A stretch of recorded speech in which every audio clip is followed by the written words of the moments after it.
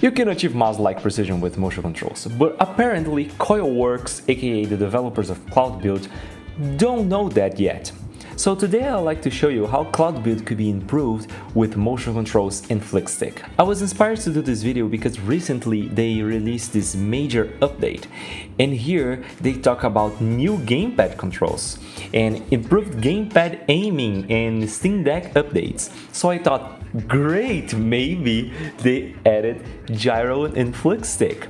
But when I click on the link, they send me to this page where they talk about the problems that they face while making gamepad controls. And this is really interesting because how can you aim and jump at the same time if you have to move the right analog stick and press X to jump?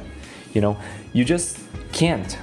So by default, the jump button on this game is on L1, which is really cool. And if you already know what I do here on this channel, you may already have realized that most of my configurations that you can import to play your favorite games with Gyro and FlickStick without having the trouble of actually making the configuration, I usually bind the jump action to L1.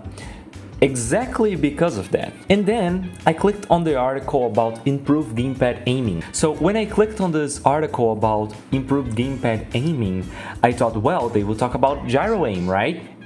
No, they are talking about aim assist. Like, come on, guys! Why are you treating your controller like an Xbox controller? I know that you have a PS5 controller. If you don't know already, FlickStick allows me to snap the camera to any angle.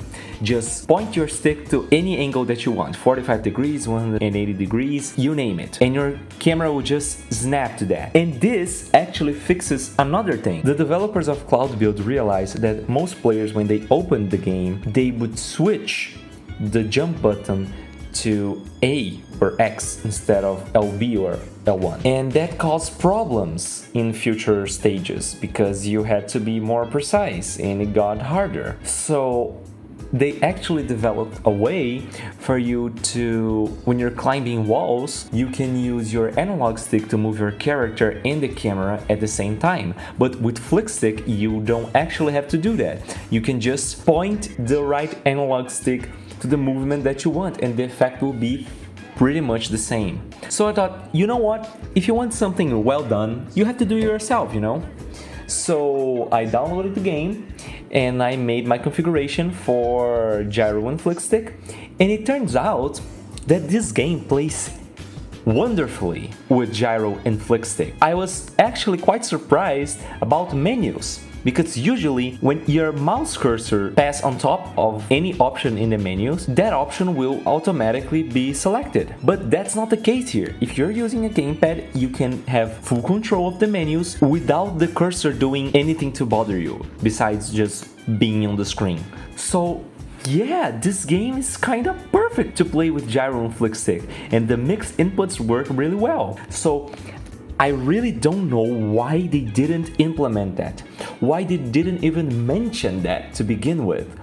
And the only reason that I could think of is that they just don't know. And with this controller scheme, you don't need aim assist because Gyro is actually just emulating a mouse. You wouldn't want aim assist on a mouse, and you wouldn't want aim assist on motion controls as well. So if you want to try to play like this, just go to your Steam, open the big picture mode, press the home button, go to settings, then go to controller and click on calibration and advanced settings.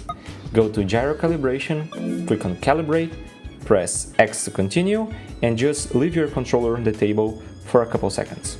Now click on the game, and you can do this on the Steam menu or inside of the game itself.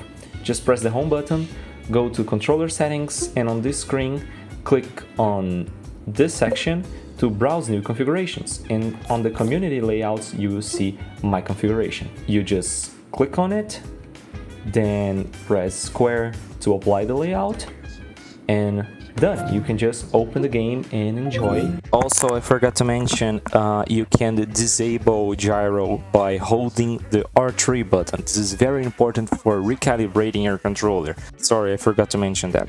So yeah, that's it. For more motion control games and tips, just give it a like, follow, share, subscribe, all of that stuff, and thanks for watching.